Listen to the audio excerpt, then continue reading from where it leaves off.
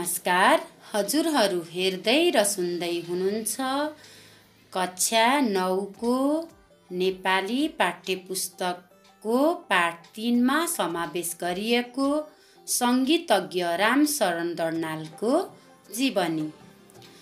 कलाका विभिन्न भेदमध्ये संगीत पनि एक हो। कविता, कथा वा चित्रकला जस्तै संगीत कलालाई आफ्नो साधना बनाएर परिचित हुने प्रतिभा संसारभरि छन्। रामशरण दर्नाल पनि संगीत कला र त्यसका साधनाका माध्यमबाट नेपाली कला जगतमा आफ्नो परिचय बनाउन सफल प्रतिभा हुन्। काठमाडौँको कालधारामा विक्रम सम्वत 1994 असार 27 गतेका दिन निम्न वर्गीय परिवारमा उनको जन्म भएको हो। पिता सत्यकुमार दर्नाल र माता दिलकुमारीको माइला सन्तानका रूपमा उनी जन्मिएका थिए। आफ्नी आमाका तर्फबाट एक र विमाताका तर्फबाट एक गरी उनका 2 जना भाइहरू रहेका छन्। तत्कालीन अवस्थामा श्रमजीवी परिवारमा जन्मेर दलन र अवहेलनाबीच बाँचेर प्रगति गर्न गाह्रो थियो। उनले आफ्नो सङ्गीत साधनालाई निरन्तरता दिए। त्यही अथक साधनाले उनी नेपाली सङ्गीत जगतमा प्रसिद्ध बने। रामशरणका पिता नेपाली सेनाका ब्यान्डका नायके थिए। सबैले उनलाई हवलदार मेजर भनेर चिन्थे। उनी जागिरबाट निवृत्त भएपछि परिवारको आर्थिक अवस्था झन जर्जर बन्न पुग्यो। उक्त अवस्थाबाट त्राण पाउनका लागि उनी कामको खोजीमा विदेश गए। लगत्तै 1 वर्षपछि नै फर्केर आई उनी फेरि पुर्खौली पेसा बाजा बजाउने काम गरेर गुजारा गर्न लागे। उता उनको एउटा भएको घर पनि विक्रम सम्वत 1990 को भूकम्पले चर्किएको थियो। यस विषम अवस्थाकै बीच रामशरणको बाल्यकाल बितेको थियो। रामशरण सानामा निकै रोगी थिए। हरेक समय उनलाई एउटा न एउटा रोगले सताइरहेकै हुन्थ्यो। जन्मेको केही महिनामा नै उनको नाकको डाँडीमा खटिरा आएको थियो। त्यो खटिरो सङ्ग्रालिएपछि मर्ने ठानेर उनलाई आँगनमा सुताइएको थियो। त्यतिबेलै भिक्षाटनमा आएकी एउटी महिला योगिनीले सो जानकारी पाइन्। उनले काँडाले सो खटिरो फुटाउने सल्लाह दिइन्। खटिरो फुटाएपछि पिप निक्लेर नाकको डाँडी नै भाँसियो। घरि जुकाले सताउने, घरि आउँले सताउने भएपछि बल्ल बाँचेको एउटै मात्र सन्तानलाई कसरी जोगाउने भन्ने चिन्ताले उनकी आमालाई सधैँ सताइरहन्थ्यो। त्यति बेला समाजमा विवाह गरिदिएपछि रोगीको रोग निको हुन्छ भन्ने अन्धविश्वास थियो। यसैले 11 वर्षकै उमेरमा उनको विवाह 9 वर्षकी हरिमायासँग भयो। रामशरणको शिक्षारम्भ भने फरक किसिमले गरिएको थियो। उनले कखराबाट नभएर सारेगमबाट शिक्षाको आरम्भ गरेका थिए। उनी आफ्ना घरमा प्राय बजिरहने ट्रम्पेट, कर्नेट र अर्ग्यानको सुमधुर ध्वनिबाट बाल्यकालदेखि नै प्रभावित थिए। यसैले तिनै बाजाबाट शिक्षारम्भ गर्न उनलाई सहज भएको थियो। उनी 11 वर्षकै उमेरमा ती बाजा बजाउन सक्ने भइसकेका थिए। बाजा बजाउने कामसँगै पढाइको कार्यलाई पनि क्रमशः अघि बढाउँदै लगे। घरमा आफ्ना पिताका सङ्कलनमा रहेका पुस्तकले बिस्तारै बिस्तारै उनलाई अध्ययनमा पनि रुचि जगाइदिएका थिए। उक्त सङ्कलनमा त्यति धेरै पुस्तक नभए पनि उनका लागि रुचि जगाउनका लागि ती पर्याप्त थिए। उनका पिता पुस्तक सङ्कलनमा रुचि राख्थे। यसैले बजारमा नयाँ पुस्तक देखेपछि किनिहाल्थे। रामशरणलाई सानो छँदा लाल हिरा, 4 रङका माछा, शर्मिष्ठा, हात्ती मताई जस्ता पुस्तक मन पर्थे। तिनका अतिरिक्त उनका घरमा रामायण, महाभारत, गीता, चण्डी आदिका नेपाली अनुवाद समेत थिए। पुष्कर शमशेरले सम्पादन गरेको अङ्ग्रेजी नेपाली शब्दकोश पनि घरमै थियो। मुना मदन त अधिकांश साक्षर नेपालीका घरमा हुन्थ्यो नै, यसैले उनका घरमा पनि नहुने कुरै भएन। यसरी पिताको पढाइप्रतिको रुचिका कारण उनमा पनि सानैदेखि पढ्ने इच्छा जागृत भएको थियो। जीविकोपार्जनमा नै कठिनाई भएपछि दर्नालका पिताले आफ्ना सन्तानको शिक्षा दीक्षालाई निरन्तरता दिन सकेका थिएनन्। विपन्नतामा बाल्यकाल गुजारेका रामशरणले विद्यालयको शुल्क समेत तिर्न सकेनन्। केही समय त उनले पुर्ख्यौली पेसा गरेर पनि विद्यालयको शुल्क तिर्ने प्रबन्ध मिलाए। यसरी पनि धान्न सम्भव नभएपछि उनले दरबार स्कुलमा पढ्दा पढ्दै पढाइबाट हात धुनु पर्यो। फलस्वरूप कहिले आफ्नो घर कालधारा, कहिले काठमाडौँको थली र गोकर्णको मामा घरमा उनको बाल्यकाल बित्यो। पछि उनले मावली काका जर्जी ब्याङ्क्स इसाई धर्म ग्रहण गर्नुभन्दा अघिको नाम पुष्कल बुढा पृथ्वीका घरमा बसेर दार्जिलिङको सेन्ट रोबर्ट्स हाई स्कुलमा 2 वर्ष जति अध्ययन गरे। उनलाई प्रवेशिकासम्मको अध्ययन गर्ने मौका त मिल्यो, तर त्यसको शैक्षिक प्रमाणपत्र प्राप्त गर्ने अवसर भने मिलेन। उनले 10 कक्षासम्मको मात्र औपचारिक शिक्षा हासिल गरे। बालककालदेखि नै विभिन्न बाजा बजाउन सिकेका दर्नालले कलकत्तामा पनि त्यसैमा अभ्यास बढाउन पाए। त्यहाँ उनले गिटार, मेन्डोलिन र हवाई गिटार सिक्ने अवसर पाए। उनले मनोहरी सिंहसँग मेन्डोलिन सिकेका थिए। उनले काठमाडौँमा काका जर्जी ब्याङ्क्सबाट पियानो एकर्डियन बजाउन सिके। दार्जिलिङमा पढ्दा ट्रम्पेट सिके। नेपाल एकाडेमीमा जागिरे भएपछि उनले आफूले सिकेका पुराना कुरालाई परिमार्जन गर्ने अवसर प्राप्त गरे। त्यहाँ उनले सङ्गीतलाई साहित्य र नाटकसँग जोड्ने मौका पनि पाए। यसका लागि उनले नाटककार बालकृष्ण सम, कवि माधव प्रसाद घिमिरे, सङ्गीत साधकहरू यज्ञराज शर्मा र नरराज ढकालबाट प्रेरणा र प्रभाव ग्रहण गरे। रामशरण सानै उमेरमा नै अर्थोपार्जनका बारेमा सोच्न बाध्य भए। उनले जीवनमा धेरै नै आर्थिक सङ्घर्ष गर्नु परेको थियो। विदेशमा गई पैसा कमाउने आशाले उनी भारतको लाहुरे पनि बने। काका बबी ब्याङ्क्स कलकत्तामा नै रहेकाले उनलाई काम खोज्न कठिन भएन। त्यहाँ उनले बाजा बजाउने काम पाए। उनी आफ्नो पारिश्रमिकबाट बचत गरेको पैसा घरमा पठाउँथे। कलकत्ताबाट फर्केपछि उनले रेडियो नेपालमा रेकर्डिङको काम पाए। त्यहाँ उनले जागिरे नभई आवश्यक परेका समयमा बाहिरैबाट सघाउने सहयोगीका रूपमा मात्र काम गरे।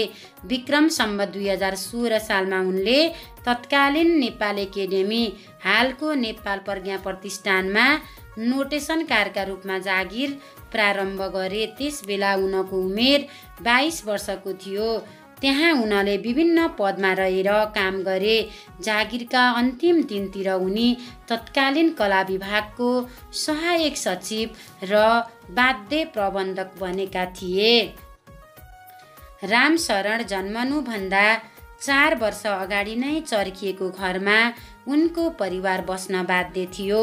उनले नयाँ घर बनाउने कुरा त परै जाओस्, आर्थिक अभावले गर्दा त्यसको मर्मत समेत गर्न सकेका थिएनन्। उनले वर्ष दिन अघि नै एकाडेमीमा घर मर्मत गर्नका लागि पेस्की रकम मागेका थिए, तर प्रशासनिक झमेलाका कारणले समयमा पैसा पाउन सकेनन्। विक्रम सम्वत 2025 सालको दशैँपछि परेको अविरल वर्षाले उनको घर गर्ल्याम गुर्लुम ढल्यो। त्यस ताका उनलाई एक पछि अर्को गरी निकै चोट पर्यो। घर भत्किँदा चेप्पिएर उनकी आमाको निधन समेत भयो। उनले एकाडेमीमा पेस्की मागेको रकम एकैचोटि उनकी आमाको श्राद्धपछि मात्र प्राप्त भयो। यी आघातमाथि विक्रम सम्वत 2028 सालमा उनीमाथि फेरि अर्को आघात थपियो। उनलाई बिना कसुर एकाडेमीको सेवाबाट अवकाश दिइयो। दर्नालले लेख्ने काम फाटफुट त गरिरहेकै थिए। विक्रमसम्म 2025 सालको दुर्घटनाले उनको जीवनलाई अर्कैतिर मोडिदियो। घर भत्कँदा सारा मूल्यवान बाजा नष्ट भए, ब्यान्ड सञ्चालन पनि बन्द भयो। यसपछि उनले बाजा बजाउने पेसालाई त्यागे। उनले सङ्गीत कला विषयमा अध्ययन अनुसन्धान गर्ने सङ्कल्प गरे। जीवनको विकट मोडमा प्रारम्भ गरेको यस यात्रामा उनलाई केही कलाकार र सङ्गीतज्ञको हौसला पनि प्राप्त भयो। विक्रमसम्म 2025 सालमा बनारसबाट प्रकाशित हुने गरेको सङ्गालो भन्ने पत्रिकामा नेपाली संस्कृतिमा बाजाको स्थान शीर्षकमा उनको पहिलो रचना प्रकाशित भयो।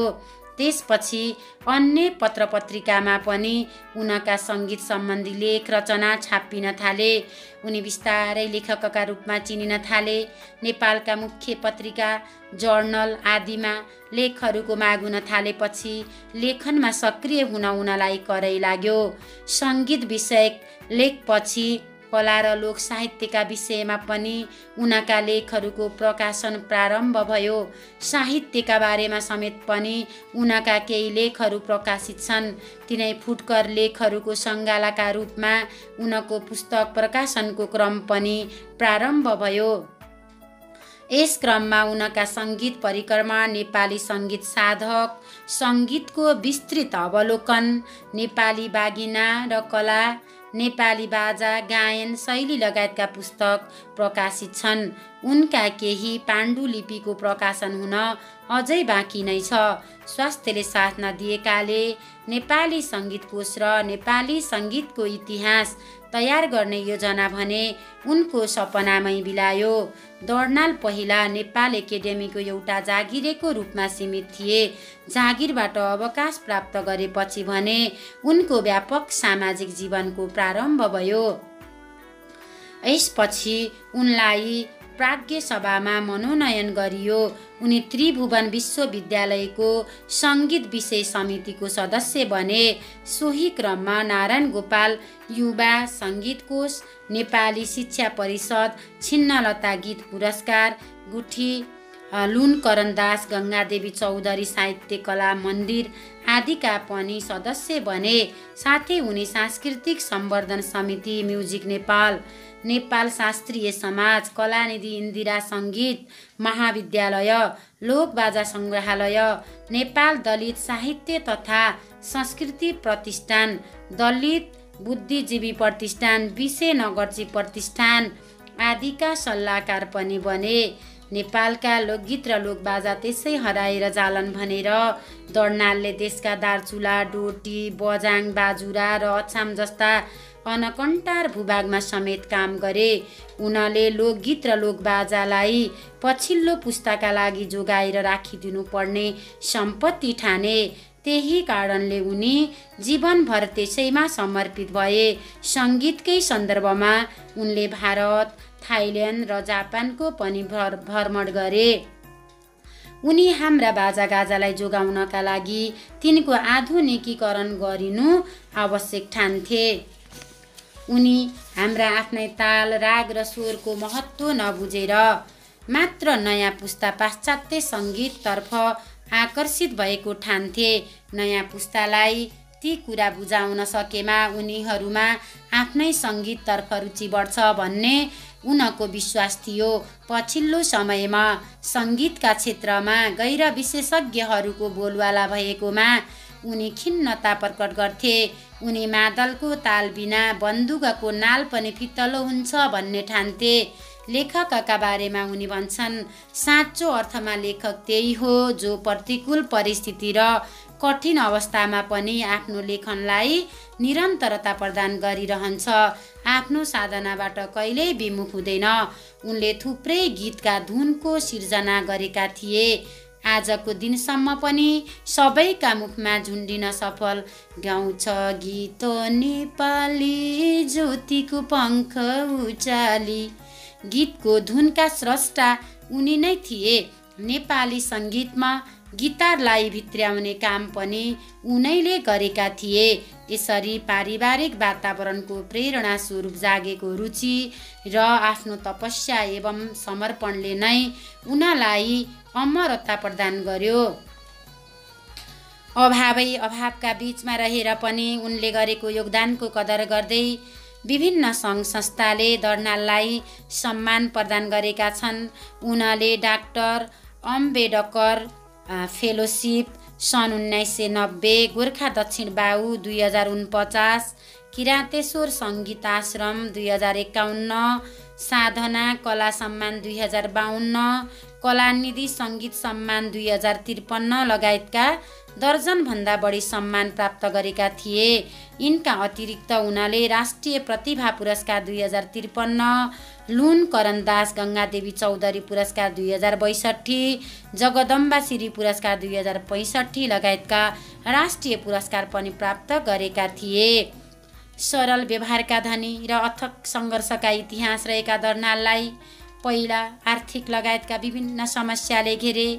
जीवनका अन्तिम वर्षहरूतिर शरीरले साथ दिन छाड्यो। पछिल्ला 5-6 वर्ष उनलाई पार्किन्सन रोगले सतायो। त्यति हुँदा पनि उनी सकी नसकी अध्ययन अनुसन्धानमा भने लागिरहे। पार्किन्सनका कारण शरीरले भर नदिँदा उनी लडेर बेहोस भए। उनले 11 दिनसम्म अस्पतालमा अचेत अवस्थामा मृत्युसँग पौठाजोरी खेले। आखिर मृत्युका अगाडि जीवनको केही लागेन। आइतबारको एउटा साँझलाई अझ बढी अन्धकार र नरमाइलो बनाउँदै उनी बेहोसीमै 74 वर्षको उमेरमा यस संसारबाट बिदा भए। त्यो दुःखद आइतबारे साँझ 2068 साल असोज 1 गतेको थियो। दलित परिवारमा जन्मिएका कारणले उनले धेरै अपमान र दुःख खपेका थिए। उनले भोगेका जातीय अपमानका कुरा आजका मानिसले त कल्पनासम्म पनि गर्न सक्दैनौँ। स्थापित साहित्यकार समेत कविताका आवरणमा उनीमाथि जातीय अपमान गर्न चुक्दैनथे। उनी जातीय अपमान र भेदभावको यस कुरीतिलाई मिल्काउन चाहन्थे। जातिका आधारमा गरिने अमानवीय व्यवहार मानवता विरोधी कर्म हो भन्ने मान्यता उनको थियो। उनका पिता सत्यकुमार दलितले पशुपतिमा प्रवेश पाउनुपर्छ भन्ने आन्दोलनका अभियन्ता थिए। जीवनको उत्तरार्धतिर रामशरणले जातीय मुक्ति अभियान अन्तर्गत आफ्ना समुदायका मानिसहरूलाई सङ्गठित गर्ने काम गरेका थिए। यति भएर पनि उनको मूल ऊर्जा भने प्राज्ञिक कर्मतर्फ नै समर्पित भयो। उनले आफूलाई असीमित सङ्घर्षको कसीमा घोटिएको अकबरी सुनका रूपमा उभ्याउन सफल भए। उनी आफ्ना कृतिगत योगदानका कारणले नेपालीका मन मस्तिष्कमा सदैव जीवित रहेका छन्। हस्त धन्यवाद।